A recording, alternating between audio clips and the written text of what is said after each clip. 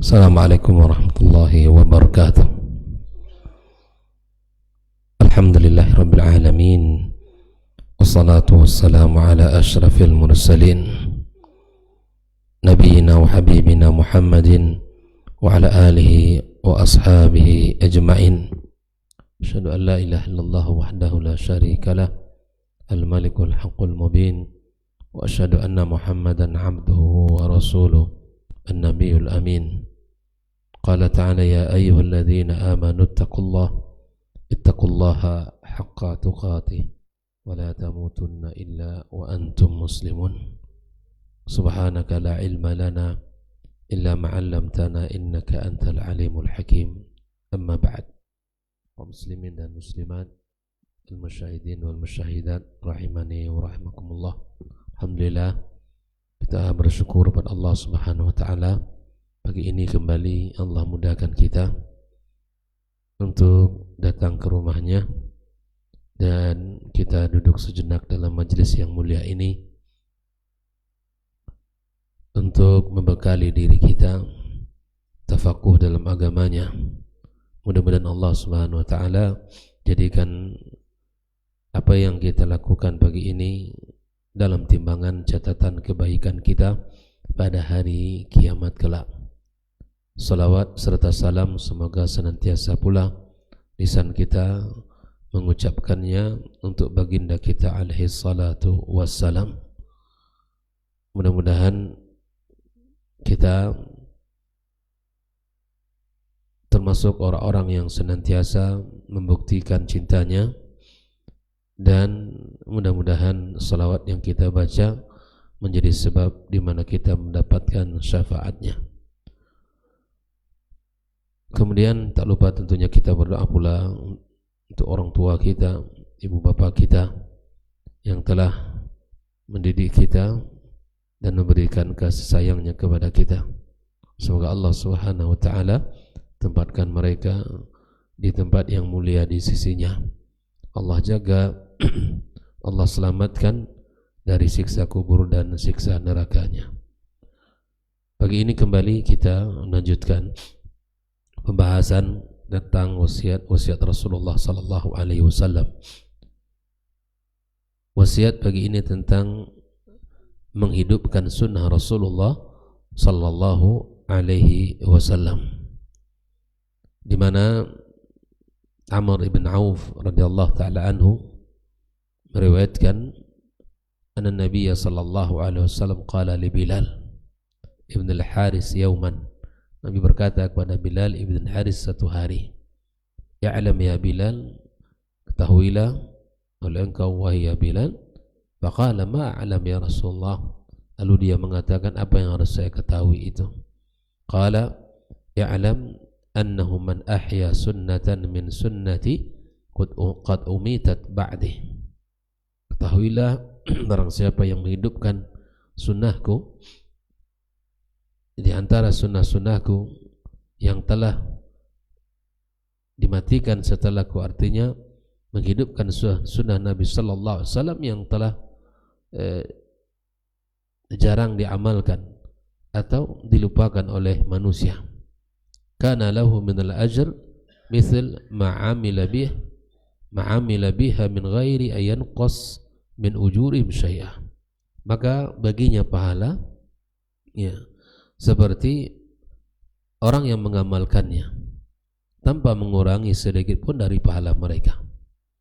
Wa man ibtada'a bid'atan dalalatan la yardaha Allah wa rasuluh, dan barang siapa yang melakukan satu perbuatan bid'ah yang sesat dan tidak Allah ridai dan Rasulnya juga tidak ridai, kana alaihi mithl asam man amil, maka baginya dosa bagi orang yang mengerjakan. Man amila biha la yanqus dzalika min auzarin nasi syai', maka baginya dosa seperti orang yang mengamalkannya tanpa dikurangi dari dosa-dosa orang sedikit pun. Rawahu Tirmidzi wa Ibnu Hibban wa qala Tirmidzi hadisun hasan. Khafila rahimakumullah. Hadis ini menjelaskan kepada kita tentang keutamaan menjalankan atau menghidupkan sunnah Rasulullah sallallahu alaihi wasallam. Keutamaan besar di mana menghidupkan sunnah Nabi dalam keseharian kita. Sunnah-sunnah yang telah ditinggalkan oleh umat dikarenakan kelalaian, kejahilan, atau misalnya didominasi oleh kebiasaan-kebiasaan yang menyelisihi sunnah itu sendiri. Jadi kita lihat satu persatu dari kalimatnya, man ahya sunnatan, menghidupkan sunnah. Maksudnya adalah bukan menciptakan sunnah baru. Menghidupkan itu meliputi pertama mengamalkan sunnah Nabi sallallahu alaihi wasallam yang sahih. Yang sahih. Mengamalkan sunnah Nabi yang sahih, yang didasari dengan dalil hadis Nabi sallallahu alaihi wasallam. Menghidupkan sunnah juga mengajarkannya, sehingga orang yang mengajarkan sunnah, mengamalkan sunnah Nabi sallallahu alaihi wasallam, lalu dia mengajarkan, maka orang yang diajarkan itu mengamalkan, baginya apa? Pahala. Seperti mana pahala orang yang mengerjakannya tanpa dikurangi sedikit pun. Sungguh sangat banyak misalnya sunnah-sunnah Nabi yang tidak lagi diamalkan karena kejahilan manusia atau kelalaian kita. Maka kita mengamalkan, lalu kita ajarkan, atau misalnya kita dorong orang lain untuk senantiasa mengamalkannya, atau kita menjelaskannya dengan ilmu dan keteladanan. Orang melihat kita dengan mengamalkan sunnah itu, dia tertarik pula mengamalkan. Maka ketika dia mengamalkan, secara otomatis kita akan mendapatkan pahala orang itu, orang pahala kita dan pahala orang yang mengamalkannya. Nah, ini maksud daripada ahya sunnah, mencakup pertama mengamalkan sunnah Nabi yang sahih, yang kedua mengajarkannya, yang ketiga mendorong orang untuk melaksanakannya, yang keempat adalah menjelaskannya dengan ilmu dan keteladanan. Qad umitat min ba'di, sunnah yang telah dimatikan setelahku, artinya sunnah-sunnah yang jarang diamalkan atau misalnya hampir dilupakan orang. Hampir dilupakan orang, dianggap oleh sebagian masyarakat itu adalah perbuatan yang asing, padahal memiliki dasar dari Nabi sallallahu alaihi wasallam. Contoh, salat sunnah sebelum maghrib, ada apa tidak? Ada sebelum maghrib, tapi seakan-akan itu tidak ada. Kenapa? Dianggap asing oleh masyarakat. Kalau kita misalnya salat sunnah qabla maghrib, ya silakan, itu warid, ada hadisnya dari Nabi sallallahu alaihi wasallam. Tapi di masyarakat kelihatannya tidak ada. Bila mana kita mengamalkan itu termasuk pada ihya as-sunnah. Karena di masyarakat hampir dilupakan atau jarang diamalkan. Maka orang-orang yang mengamalkan sunnah Nabi alaihi salatu wassalam, yang mana sunnah itu hampir tidak lagi diamalkan, dilupakan atau dianggap asing oleh sebagian manusia, maka dia memiliki keutamaan yang berlipat-lipat. Maka dia mendapatkan pahala yang berlipat-lipat. Pahala amalannya sendiri, pahala orang yang mengikuti sunnah tersebut, kemudian tanpa mengurangi pahala siapapun yang telah mengamalkannya. Ibarat mata rantai kebaikan yang tak terputus bagi dia. Bukankah ini salah satu yang disebutkan oleh Nabi kita alaihi salatu wassalam, bila mana anak Adam meninggal dunia maka terputus seluruh amal kecuali 3 perkara. Ilmun yuntafa'u bihi, ilmu yang bermanfaat, yang mengamalkan oleh dia, diamalkan oleh dia dan diajarkan kepada orang lain untuk diamalkan. Kemudian orang itu mengamalkan, kemudian diajarkan lagi kepada orang lain dan diamalkan, mata rantai kebaikan yang selalu tersambung kepadanya, berlipat-lipat pahala bagi dia. Ini menunjukkan apa? Keadilan dan keluasan rahmat Allah Subhanahu wa taala. Lalu kemudian di dalam makna hadis wa man ibtada'a bid'atan dhalalatan, karena siapa yang berbuat bid'ah. Nah, al-bid'ah itu dalam urusan ibadah, adalah agama, bukan dalam urusan dunia. Urusan agama kita tidak boleh melakukan sesuatu yang tidak ada dasarnya. Yang pertama, alasan kenapa? Karena Allah telah sempurnakan agama ini. Al-yawma akmaltu lakum dinakum wa atmamtu alaikum ni'mati wa raditu lakumul islam madina. Sehingga kata Imam Malik, barang siapa yang melakukan perbuatan bid'ah lalu dianggap itu adalah perbuatan hasanah yang baik, maka sungguh dia telah menuduh Nabi alaihissalatu wassalam berkhianat terhadap risalah yang telah ia bawa. Ibnu Mas'ud mengatakan, ittabi'u wa la tabtadi'u, ittiba'lah kalian, mengikuti apa yang telah diajarkan Nabi. Kita disuruh ittiba', bukan ibtida', bukan mengadakan hal-hal yang baru dalam agama. Meskipun banyak orang melakukan, diamalkan, kalau itu tidak berdasar tinggalkan. Faqad kufitum, kata Ibnu Mas'ud, sungguh kalian telah dicukupkan dengan syariat yang telah dibawa oleh Nabi alaihissalatu wassalam. Sehingga Nabi memberikan satu kalimat yang luar biasa sebagai bentuk ketegasan tidak boleh kita berbuat bid'ah. Man ahdatha fi amrina hadza ma laysa minhu fahuwa raddun. Barang siapa yang melakukan sesuatu yang baru di dalam urusan agama ini yang bukan perintah kami, maka dia tertolak. Man amila amalan laisa alaihi amruna fahuwa raddun. Barang siapa yang mengerjakan satu amalan yang bukan perintah kami, maka dia tertolak. Maka oleh karena itu tinggalkan perbuatan bid'ah, karena tidak akan memberikan manfaat kepada dia. Dan bahayanya pelaku bid'ah itu di mana sulit untuk menerima nasihat dan sulit untuk bertaubat kepada Allah Azza wa Jalla. Kenapa? Karena dia merasa bahwa dirinya benar dan merasa dirinya dalam paduan, padahal dia dalam kesesatan. Na'udzubillah. Maka oleh karena itu Allah dan Rasulnya tidak ridha, tentu saja karena memang itu bukan dari syariat Nabi Muhammad sallallahu alaihi wasallam. Lalu perbuatan bid'ah itu diikuti oleh orang lain, apalagi seorang tokoh, seorang alim, atau seorang yang dipandang mengamalkan satu perbuatan dan itu tidak ada berdasar, diikuti oleh orang, ibarat mata rantai keburukan, dosa yang terus mengalir kepadanya. Hati-hati ikhwafillah, jangan kita melakukan satu perkara yang itu bukan dari agama kita. Na'udzubillah. Sehingga bila mana itu diamalkan oleh orang lain, lalu kemudian orang lain mengikuti dan kemudian diajarkan lagi kepada orang lain, maka dia seperti mata rantai dosa yang tak terputus baginya tanpa dikurangi sedikit pun. Ikhwafillah. Maka di antara pelajaran dari hadis ini yang pertama adalah keutamaan dakwah berbasis sunnah Nabi sallallahu alaihi wasallam.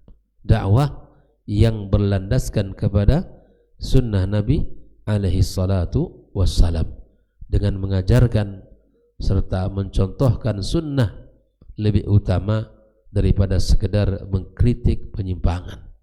Mengamalkan sunnah, tunjukkan kepada orang ini amalan, daripada banyak mengkritik atau banyak misalnya menyampaikan hal-hal. Kita dakwatu bil hal, mengamalkan sunnah Nabi dalam hidup. Makanya ahlus sunnah disebut ahlus sunnah. Kenapa? Karena memang memegang sunnah itu dalam hidupnya. Kita disebut ahlus sunnah karena kita sunnah itu kita cintai, kita amalkan. Ahlus sunnah bukan membenci sunnah, bukan membelakangi sunnah, bukan membenci orang yang mengamalkan sunnah, tapi ahlus sunnah alladzina yatamassakuna bi sunanin Nabi alaihi salatu wassalam, yang berpegang teguh dengan sunnah-sunnahnya Nabi alaihi salatu wassalam. Maka di sini sangat diutamakan berdakwah berbasis kepada sunnah Nabi sallallahu alaihi wasallam. Masing-masing kita mengamalkannya. Masing-masing kita mengamalkannya dalam hidup kita. Ya, makanya seperti di antara sunnah yang sebagian orang tidak ketahui apa? Ketika kita salat ada sutra. Kita masuk ke masjid ini, di manakah kita mesti salat sunnah? Cari yang bisa dinding misalnya langsung menjadi sutra bagi kita, atau tiang masjid yang menjadi sutra bagi kita, atau bila mana tidak ada, jadikan tas kita sebagai sutra bagi kita, atau misalnya punggung saudaranya ya yang bisa dijadikan sutra.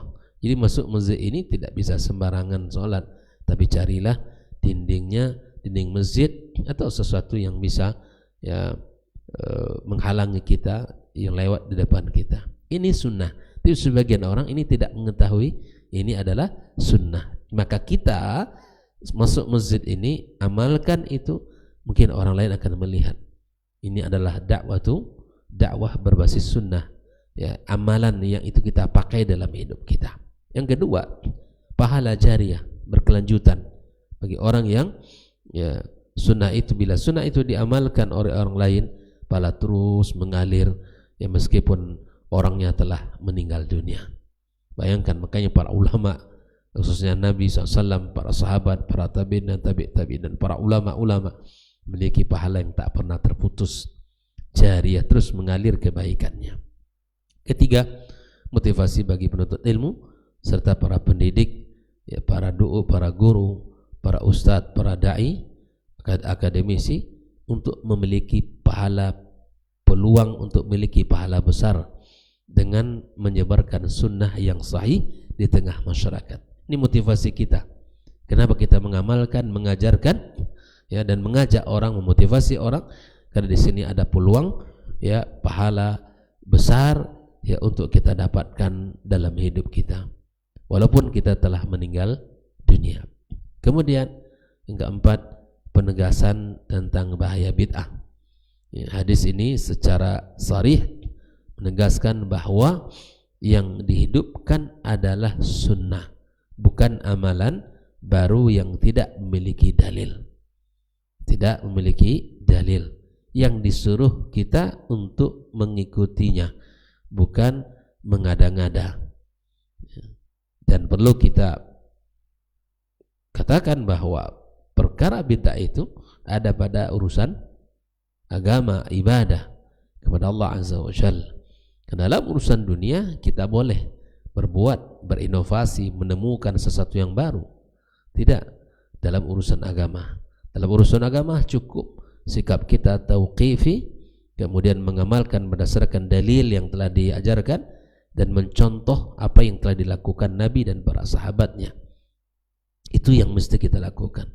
Tapi dalam urusan kehidupan dunia boleh kita menemukan sesuatu yang baru, berinovasi, memperbaharui. Ya, kalau dulu di zaman Nabi tidak ada pesawat, tidak ada kereta api, tidak ada kapal misalnya, sekarang ditemukan.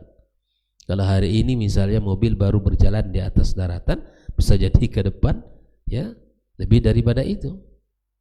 Apa saja ya kita lakukan jika itu bermaslahat atau memberikan manfaat kepada umat.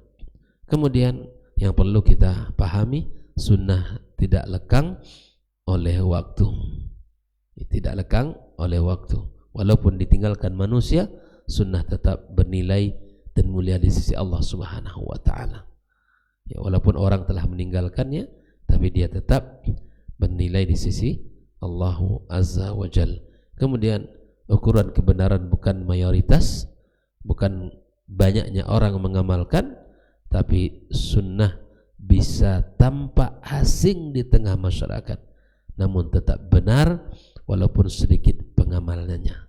Jelas bahwa sunnah tidak diukur dengan mayoritas banyak orang yang mengamalkan, atau disebut dengan sawadul a'zam.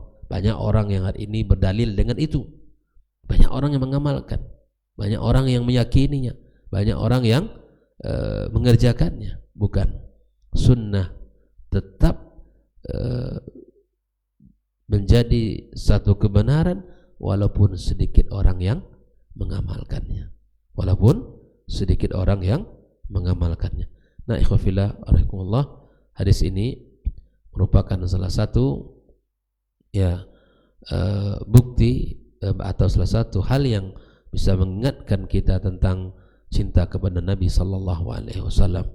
Bahwa cinta kepada Nabi tidak cukup dengan lisan, tidak cukup hanya dengan pengakuan, tetapi mencintai Nabi itu membuktikan amalan serta pengorbanan. Karena tidak ada cinta yang tidak ada pengorbanan, dan tidak ada cinta yang tidak ada bukti. Bukan hanya di lisan, tapi kita berusaha mengamalkan. Karena itulah nanti menjadi sebab di mana orang diusir dari telaganya bukan karena tidak mengaku cinta Nabi. Semuanya mengaku. Bahkan dia tahu bahwa itu adalah telaga Rasul sallallahu alaihi wasallam, dan dia berusaha datang kepadanya. Berusaha datang untuk mendapatkan air di telaganya. Tapi bahkan Nabi SAW pun memanggil-manggilnya. Ketika dia mengaku umat Muhammad, dan Nabi Muhammad pun memanggilnya ke sini.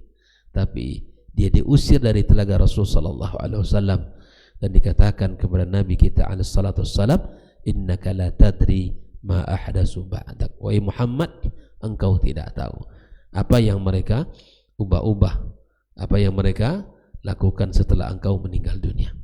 Maka oleh karenanya ahibati fillah, ini hadis menunjukkan tentang pembuktian cinta kita kepada Nabi alaihi salatu wassalam. Tidak cukup dengan lisan, dia memerlukan pembuktian dengan menghidupkan sunnah beliau dalam diri kita, keluarga kita, dan masyarakat secara luas. Sebab setiap sunnah yang kembali hidup adalah bukti bahwa risalah Nabi Muhammad sallallahu alaihi wasallam masih berdenyut di tengah umat ini. Setiap sunnah itu diamalkan, ini menunjukkan bahwa risalah beliau masih diamalkan dalam kehidupan masyarakat. Walaupun sudah 1400 tahun Nabi alaihissalatu wassalam meninggal dunia, tapi amalan masih tetap nyata dalam hidup kita. Mudah-mudahan hadis ini bisa kita jadikan sebagai lecutan untuk bersemangat di dalam menghidupkan sunnah Nabi sallallahu alaihi wasallam, dan semoga kita bisa menjauhkan perbuatan-perbuatan bid'ah, perbuatan-perbuatan yang tidak Allah ridhai dan Rasulnya sallallahu alaihi wasallam juga tidak meridhainya. Barakallahu fikum. Mudah-mudahan apa yang menjadi pembahasan kita pada pagi ini menjadi amal saleh, menjadi kebaikan bagi kita di dalam hidup ini. Barakallahu fikum. Wa sallallahu ala nabiyyina wa habibina Muhammadin wa ala alihi wa sahbihi ajma'in. Wassalamualaikum warahmatullahi wabarakatuh.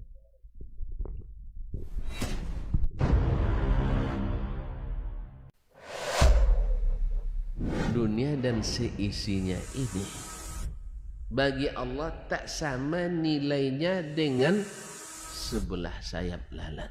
Barang siapa yang beramal untuk akhiratnya, Allah akan cukupkan baginya urusan dunianya. Sayati zamanun 'alan nasi as-sabiru fihim qalqabit al-jamarah. Akan ada satu masa di akhir zaman yang berpegang teguh dengan agamanya seperti orang yang sedang memegang bara